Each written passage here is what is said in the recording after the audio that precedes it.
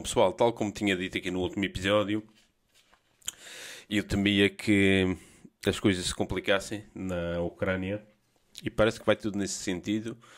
E como já aqui, em alguns, desde o início, tinha dito que não havia interesse da NATO em desescalar esta contenda, parece que agora cada vez fica mais claro e começa-se a notar na percepção pública também. Julgo que as pessoas começam a notar a falta de vontade, que aqui não há boa vontade da NATO e de que tudo isto corresponde a um plano já delineado há mais tempo, no qual a NATO consegue os objetivos que se propõe, que é estender a sua área de influência e tirar do meio a Rússia, principalmente no leste da Europa. No terreno, parece que, à medida que as tropas russas vão tomando o país, o tom aumenta proporcionalmente, ou seja, aumenta do lado tanto da União Europeia como da NATO. E a retórica nos meios de comunicação fica cada vez mais manipulativa e radical contra a Rússia. Eu não estou aqui a justificar a ação da Rússia, já aqui no início tinha dito, isto é uma ação condenável, mas também é entendível, dado o seu contexto histórico e a sua complexidade, mas o que é certo é que deste lado, do lado da Europa, está-se fazendo tudo para não se encontrar soluções diplomáticas e para escalar uma guerra muito perigosa no nosso continente. Aqui, muito concretamente, temos aqui alguma informação retirada, por exemplo, hoje. Parece que aqui, na informação que havia de meios no terreno, a cidade de Mariupol está já controlada em 70% pela a milícia do Donbass e pelo exército russo, sendo que o bastião ali do batalhão Azov continua a lutar. Portanto, está dentro daquilo que já tinha sido previsto, de que esta cidade voltasse ao domínio do Donbass. Esta cidade já foi do domínio do Donbass e depois foi recuperada durante estes 8 anos de guerra. Foi recuperada pelo exército de Kiev. Mas agora parece que entra numa fase já totalmente diferente, em que o batalhão Azov pode acabar por desaparecer da cidade e aí já muda a figura. Mas aqui é que está o tema em relação à propaganda, porque aqui no Ocidente não se aceita que a Rússia ganhe esta guerra. Vão escalar aqui, na propaganda vai escalar imensamente. Vamos aqui falar outra vez dos temas de propaganda. Eu com isto não estou a querer dizer que os russos não fazem a sua propaganda e as suas falsas notícias, mas neste canal eu tenho-me dedicado a apontar o dedo às falsas notícias, fake news e à propaganda que está sendo feita da parte dos nossos políticos daqui da Europa e dos nossos meios de comunicação, que são manipulativos. Aliás, isto vem na sequência de 2 anos de manipulação total, em que os meios de comunicação na Europa aderiram inquestionavelmente a uma retórica, a uma narrativa da parte dos governos, e esta narrativa segue de manipulação, de manipular a população, a nossa população, nós, manipular-nos com falsas verdades, meias verdades, mentiras, descaradas mentiras, descontextualizações. Isto foi feito durante 2 anos e grande parte das pessoas engoliu esta narrativa sem questionar. Só no final, desde há meio ano para cá, é que houve uma grande reação de muita gente na Europa que começou a pôr em questão esta verdade que emana, vem de cima e que é indiscutível. E agora continua, são os mesmos atores, com as mesmas mentiras, com um propósito que é o principal, que é infundir o medo na população. E aqui temos outra vez a imprensa a tomar partido numa retórica que está delineada, que está desenhada. Por exemplo, no outro dia estava falando com um amigo em que me falava uma demonstração que havia na cidade de Kherson, no sul, e da Ucrânia, em que a tropa russa dispara. E eu já tinha reparado nisso, tinha reparado aqui nos meios de comunicação, e já começa a ver também a reação das pessoas a fazerem comentários, a dizer: mas então onde é que estão os mortos, onde é que está essa coisa toda? Porque no título aparece: tropas russas disparam sobre a população, e isso é o que importa, isso é o que fica na mente das pessoas, porque uma tropa invasora a disparar em cima de população civil é inadmissível e inaceitável. E esse é o momento emocional que fica na cabeça das pessoas, associa a violência gratuita sobre a população indefesa. E tu lês aquela notícia e as reações são emocionais, extremamente emocionais. Os comentários, a maior parte dos comentários, as pessoas demonstram indignação. Mas depois vemos o vídeo e afinal ali não há nada. Não há nada, há disparos para o ar, não há, há um ferido, salvo erro, numa perna, não sei se partiu a perna, porque era muita gente. Esse vídeo está disponível na internet, é na cidade de Kherson, e há disparos para o ar, que naquelas circunstâncias é o que fazem, não é? Disparar para o ar, e as pessoas fugiram em pânico, é entendível, porque estavam a assediar e estavam a provocar os militares. E eu não estou a dizer que não faria o mesmo se fosse ucraniano. Atenção, não estou aqui nem a justificar nem a invasão, nem a menosprezar o direito que as pessoas têm de se revoltar perante uma tropa invasora de um país estrangeiro que invade a sua cidade. Mas o que tem é que a manipulação dos títulos que se tem feito aqui no Ocidente é feita de tal forma que as pessoas não questionam. E então, quando tu depois perguntas a essas pessoas o que é que sucedeu, vão-te apontar o dedo a dizer que tu és colaboracionista e que és putinista, que és aquilo ou outro, quando não se trata disso. Trata-se de ver as coisas com a calma necessária e a racionalidade que se impõe a este tipo de situações. Já tinha falado daquele teatro que afinal diziam que havia civis resguardados e afinal uma pessoa ficou ferida, e há muitos casos destes. E há aqui coisas que fazem-nos temer ainda o pior, de que isto vai escalar. Por exemplo, temos aqui o chanceler alemão hoje, o chanceler Scholz, esteve no Parlamento a dizer praticamente que apoia uma intervenção da NATO, de uma no-fly zone, e de mandar tropas de manutenção da paz. Obviamente eles usam estes nomes: manutenção da paz, mandar armamento defensivo, quando não existe essa coisa de armamento defensivo e ofensivo. Ou seja, mandar armamento e mandar tropas, que é o que ele quer fazer, e ainda por cima fechar o espaço aéreo. Ou seja, isto é uma extrema irresponsabilidade. Vamos ver o que é que eles amanhã dizem na NATO, porque é uma reunião de chefes de Estado. E eu sinceramente temo escalar e temo que esta gente, mesmo que não envolva diretamente a NATO, faça alguma provocação mais, ou seja, que não haja aqui a ideia de negociação e de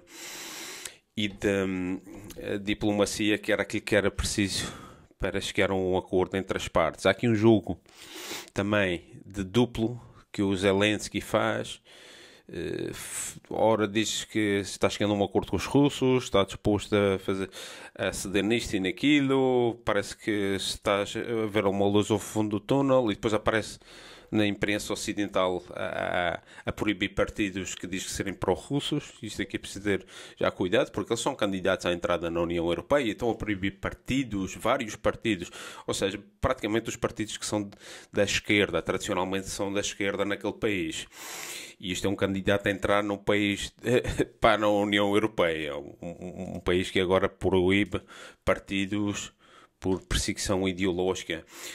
E há muita gente que tem teorias de que o Zelensky é manobrado por radicais, que é manobrado pela NATO, pelo Joe Biden, ou de que é manobrado pelo seu testa de ferro, pelo um dos oligarcas que foi o que o chamou e que patrocinou desde o início, o tal Kolomoisky. Este Kolomoisky é um oligarca que tem 3 passaportes: passaporte ucraniano, cipriota e israelita. É um dos 10 oligarcas que tem a fortuna do país e que foi buscar este ator para metê-lo na política. O que é que sucederá amanhã se chegam a um acordo? Se este Zelensky diz, olha, afinal vamos acabar com isto e vamos... os russos dão-nos, oferecem-nos uma oferta inegável, ou seja, que com os russos, com os chineses, a gente reconstrói o país e entramos numa esfera de euroasiática, que neste caso seria isso. Que infelizmente, vamos já falar a seguir do tema da Europa e de um artigo aqui que é interessante. Mas o que é que seria, como é que a imprensa que tem apostado tanto neste candidato, neste Zelensky, passaria a tratá-lo? Não seria a primeira vez, passaria de anjo a demónio do dia para o outro, assim, de seguida. E isto não há que retirar esta possibilidade, que ele amanhã continua a ser presidente, mas de um país que tem um acordo com a Rússia, com a Bielorrússia, com o Cazaquistão, uma nova esfera pós-soviética, que retire o país do marasmo e do pântano em que está há 30 anos, não é? Também estamos a falar do país mais pobre da Europa, onde graça à criminalidade, à corrupção, e agora isto vai ser uma desgraça, esta invasão vai ser uma desgraça para refugiados, para as armas que estão lá naquele país que acabaram em mãos de criminosos, enfim, é um desastre. Esta é uma guerra que começou há 8 anos, que estava a ser conscrita ao leste da Ucrânia, até que a Rússia entrou e agora está em toda a Ucrânia, mas que ameaça se estender agora para o oeste, ou seja, para a União Europeia. Temos aqui o chanceler Scholz com estas ideias a demonstrar extrema irresponsabilidade, ao mesmo tempo que o país já reconheceu que precisa da energia russa, que não pode cortar toda a energia russa, porque senão vai haver uma grave crise económica como nunca teve. Estamos aqui a brincar com o fogo, claramente. Vamos aqui com o ministro, que é o vice-primeiro-ministro, o vice-chanceler e ministro da Economia, Robert Habeck, dos Verdes, que esteve agora no Qatar, em Doha. Isto é trasqueocómico. O tipo foi lá, um tipo ecologista, pertencimento ecologista da esquerda, daí das grandes utopias, a fazer um beijamão, a rebaixar a cabeça ante lá um dos monarcas do Qatar, a pedir petróleo e gás, por favor, porque nós precisamos, que senão isto vai haver uma revolução na Alemanha. Pois, e é isto que também agora transparece e transpõe-se para a opinião pública alemã. Agora já há uma grande... Já havia, desde 2016, desde a vinda dos refugiados, uma ideia de que era a Bundesrepublik Deutschland, República Federal da Alemanha, passa a ser o Bananas-Republik Deutschland. Inclusivamente nestas demonstrações que têm tido contra a vacinação obrigatória, há agora uma bandeira da Alemanha que parece com uma banana no meio. E essa bandeira é muito ousada, porque é a descredibilização e o descrédito total da política e dos políticos, que tornaram isto num país totalmente diferente daquele que nos foi habituado a pensarmos como era nos anos 80, nos anos 90, e isto gradualmente, paulatinamente, tem ido por um caminho cada vez mais do neoliberalismo, do salve-se quem puder, e quem se tem safado são as pessoas que estão na política, das grandes empresas e dessas parcerias público-privadas. Portanto, essa ideia do Banana Republik Deutschland fica agora cada vez mais fortalecida com esta posição da Alemanha, que é cada vez mais é mais dependente, por exemplo, agora de ditaduras do Médio Oriente, do Qatar, por exemplo, não é? E porque está fazendo sanções ao parceiro lógico, que é a Rússia, por causa do tema energético e por causa do tema desta guerra, em vez de apostar pelo diálogo.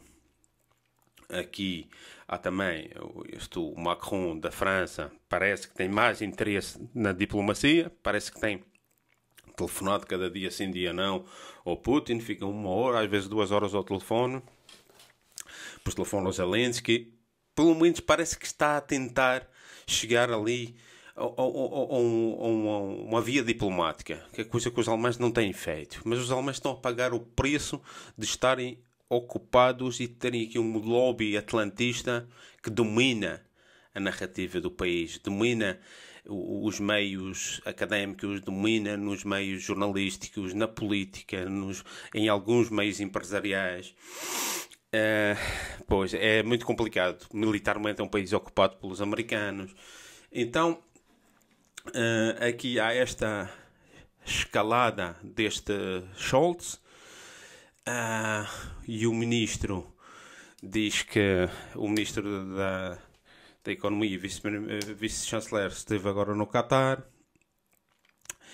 mas isto não é tudo o que faz antever o pior. O presidente dos Estados Unidos, o Joe Biden, a quem muita gente, grande parte dos americanos, não sei quantos, julgam que ele não tem capacidades nem físicas, nem intelectuais, nem emocionais para dirigir um país com a importância dos Estados Unidos, veio falar aqui. Há 2 vídeos que são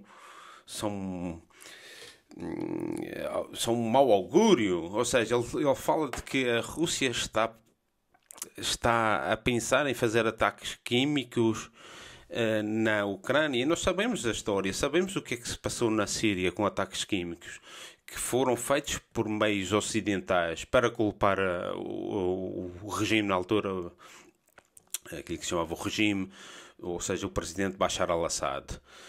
E aqui faz-nos temer o pior, porque eles estão vendo que estão perdendo a guerra, que vão perder Mariupol, vão perder Kharkiv mais cedo ou mais tarde, e agora vão com todas. Quer dizer, há aqui um artigo que infelizmente está por trás de um paywall, que é da Gazeta do Povo, do Brasil, mas que está bastante bom, que é do tal Daniel Lopes, e ele diz aqui, ele foca isto tudo no George Soros, que é um dos tipos que tem interesse nisto, que é desta oligarquia mundial da esquerda, multimilionários, que apostou muito na Ucrânia.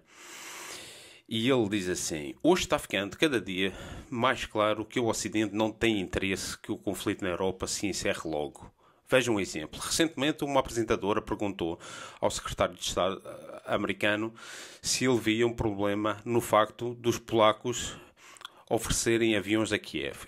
Ele questionou se isso não poderia colocar a NATO numa rota de colisão direta com Moscou, o que poderia levar o mundo a uma crise nuclear. Para a surpresa de todos, ele respondeu: não vejo problema nenhum, estamos inclusive dando sinal verde para isso e encorajando-o. Queremos até recompensar os polacos, não é?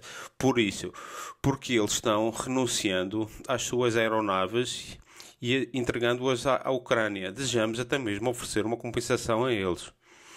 E é isto, quer dizer, este Stoltenberg, os comandos da NATO não têm efeito. Amanhã é muito importante esta reunião, porque vamos ver o que é que eles pretendem de tudo isto, mas eu temo que eles não vão ceder, vão escalar, não têm interesse na paz. Não parece que, que tenham interesse na paz. Estamos a falar que este Zelensky falou em Terceira Guerra Mundial por causa do país no qual ele tem o país no estado que tem, por causa que é refém destes grupos, porque é uma marioneta e não tem força para comandar um país falido e falhado. E está falando em guerra mundial. Quem é que quer uma terceira guerra mundial por causa de um político falhado como ele? Um ator. Depois temos o Joe Biden, que falou em terceira guerra mundial pela primeira vez. Estamos a falar aqui do chefe de Estados de uma da maior superpotência a falar em terceira guerra mundial. E ele disse numa destas entrevistas, vou pô-las aqui embaixo as duas: encontramos-nos num ponto de inflexão no mundo. Acontece cada 3 ou 4 gerações. 60 milhões de pessoas morreram entre 1900 e 1946. E agora é o momento em que as coisas estão a mudar. Vai haver uma nova ordem mundial e temos de a liderar. Temos de unir o resto do mundo livre para o fazer. Ou seja, ele está empenhado em levar para a frente o conceito unipolar de que esta liderança tem que ser feita pelos Estados Unidos do mundo livre contra as autocracias. E ele agora entra em rota de colisão com a China, porque ele fez umas provocações à China muito, muito, muito irresponsáveis. E nesta coisa de ideia de que a nova ordem mundial tem que ser liderada por ele, nas suas próprias palavras, o Lavrov, o ministro dos Negócios Estrangeiros russo, tinha dito que a Rússia não vai aceitar ser um Estado vassalo de uma aldeia global feita à medida da ideia dos Estados Unidos, ou seja, debaixo do comando dos Estados Unidos. A Rússia não vai... Ou seja, aqui estamos a ver um conceito bem definido, que foi falado num dos primeiros episódios aqui, de que havia, que sem ser relativistas, aqui há um conceito de nação soberana contra um globalismo imperial da NATO, do neoliberalismo comandado pelos Estados Unidos, que não cede em nada. Quer o domínio total do mundo para eles, feito por eles. E aqui temos um Estado que eu já expliquei o que é que acho que levou eles a tomarem a decisão de entrar na Ucrânia, que apesar de eu não apoiar também, compreendo o que é que levou a essa decisão, e nesse ponto estamos. E depois temos aqui uma embaixadora dos Estados Unidos. Agora não sei qual é a embaixadora onde, mas penso que é na Ucrânia. A embaixadora dos Estados Unidos manifestou esta terça-feira preocupações sobre um iminente ataque químico por parte da Rússia, após Moscou insistir que é a Ucrânia quem possui este tipo de armamento. Isto não é só a Rússia que insiste que haja este tipo de armamento. A China também quis uma investigação. Já falámos aqui. O Quênia quis a investigação. O Brasil, a Índia, todos quiseram a investigação. E isto foi vetado pelas potências aliadas. Uma investigação das Nações Unidas. Porque foram identificados laboratórios químicos na Ucrânia, do exército norte-americano. E isto foi ao Congresso, ou foi ao Senado nos Estados Unidos. E a subsecretária de Estado Victoria Nuland reconheceu que estava sendo inquirida pelo senador Mark Rubio. Portanto, isto aqui não é uma teoria. São coisas concretas, existem. E tanto a Rússia como a China queriam que se soubesse porque é que estavam ali e qual era a ideia. Portanto, esta embaixadora está agora aqui já a dizer que a Rússia vai fazer um atentado, quando aqui, historicamente, que nós sabemos que não é a Rússia que pratica este tipo de situações, faz-me temer, outra vez, ataques de bandeira falsa para escalar mais. Infelizmente, vemos isto neste sentido. Mas sem fugir da outra parte, da escalada da parte do Joe Biden. Já uma escalada não é só no plano económico contra a Rússia, é no plano militar, retórico, mas também no plano económico contra a China. O que é que ele quer com isto? Por quem é que ele está assessorado? O que é que ele quer para o seu próprio país e para o mundo?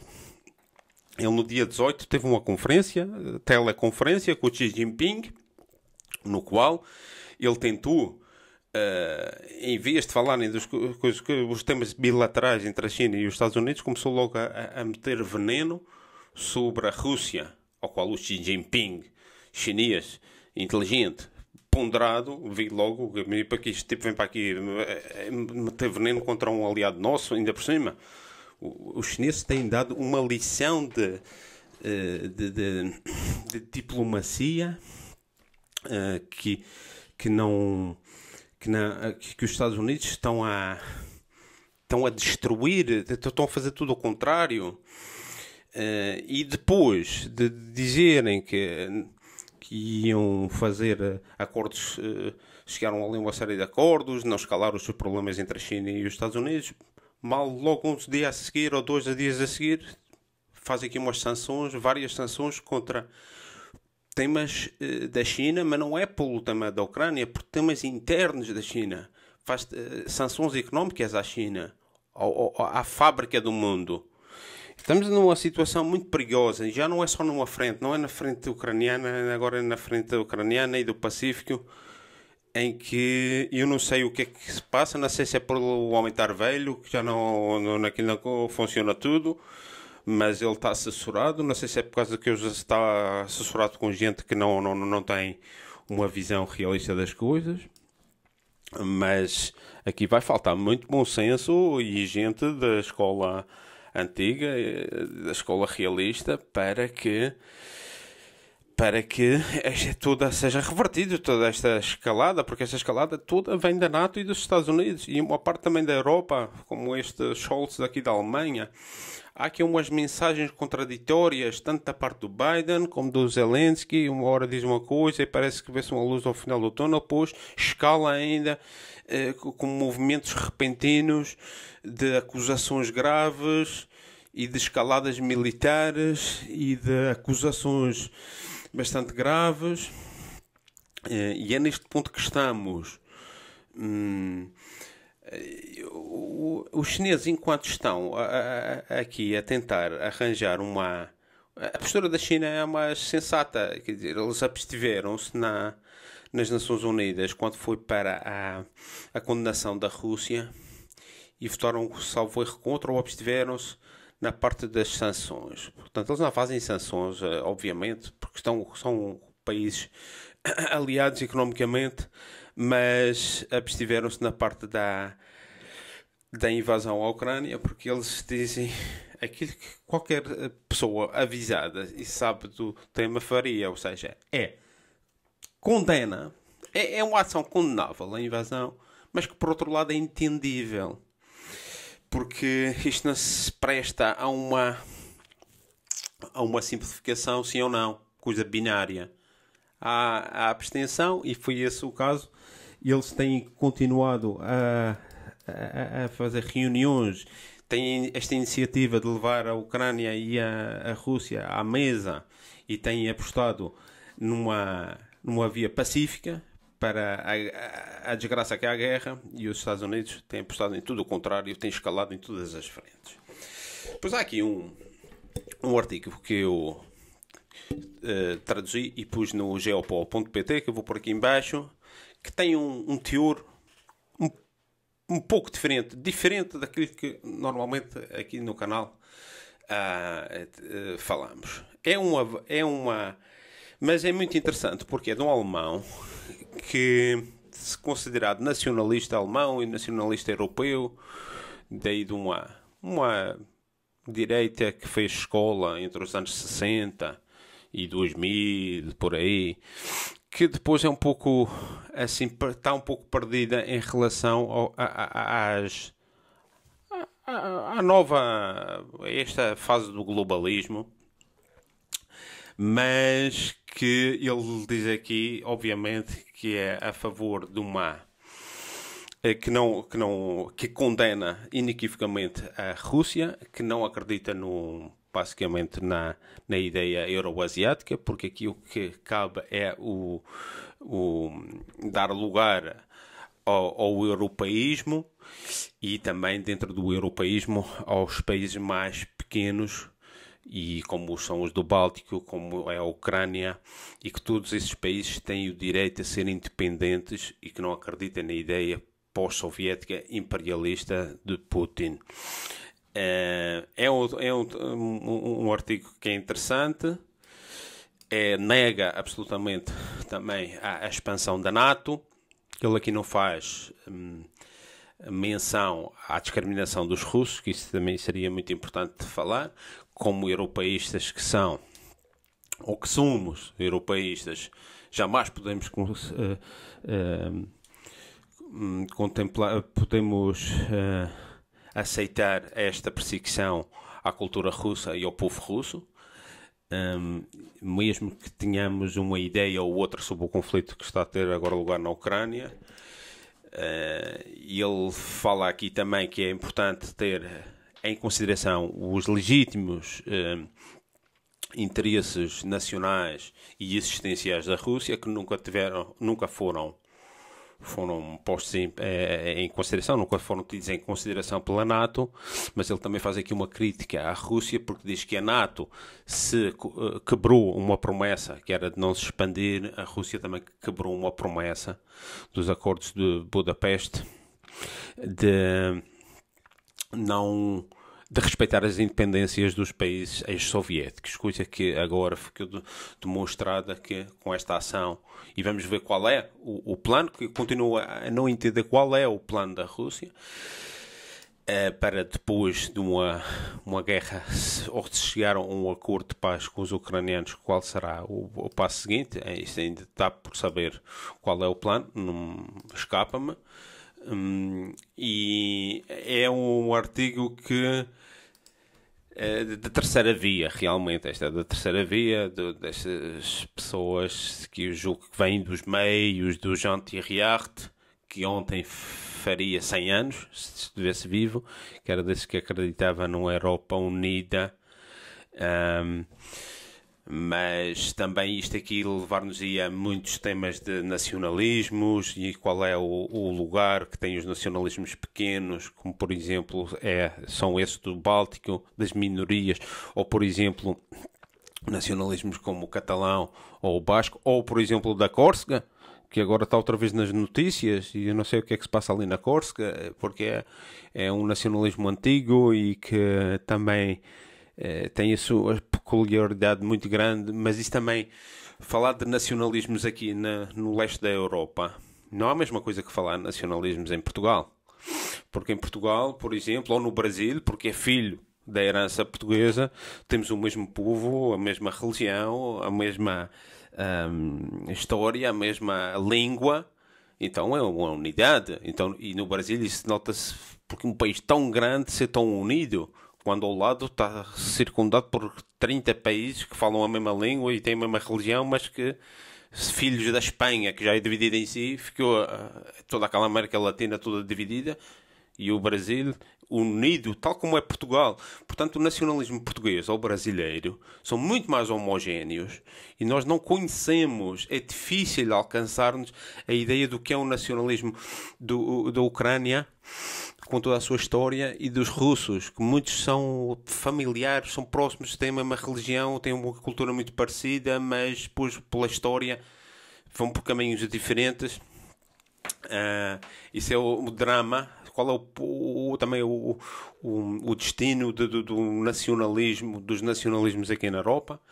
E eu já aqui falei várias vezes de que acredito que o mundo, independentemente do que se venha a passar agora, terá que ser multipolar e baseado nas soberanias nacionais. Eu acho que isso é uma inevitabilidade, mas isso também é outra questão. Vai ficar para outro episódio, falar destes temas de soberanismo, de nacionalismos aqui na Europa. A Europa tem uma história rica, mas também é trágica. Eu, quando cheguei aqui à Alemanha, há 13 anos praticamente, vi, este país vive-se bem, e vinha de uma realidade, vinha de Espanha, que estava numa crise profunda naquela altura, mas também olhava para a história e dizia, este país, ou as coisas funcionam muito bem, ou então também a história já nos explicou que é tudo o contrário.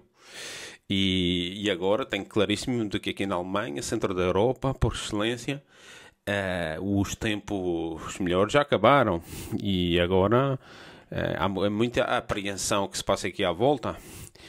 E, bom, mas isso vamos falar de mais outros temas. Amanhã há a tal reunião dos chefes de Estado da NATO. Estamos bastante apreensivos do que é que se vai falar lá amanhã. E depois vamos falar disso um dia destes. Até lá.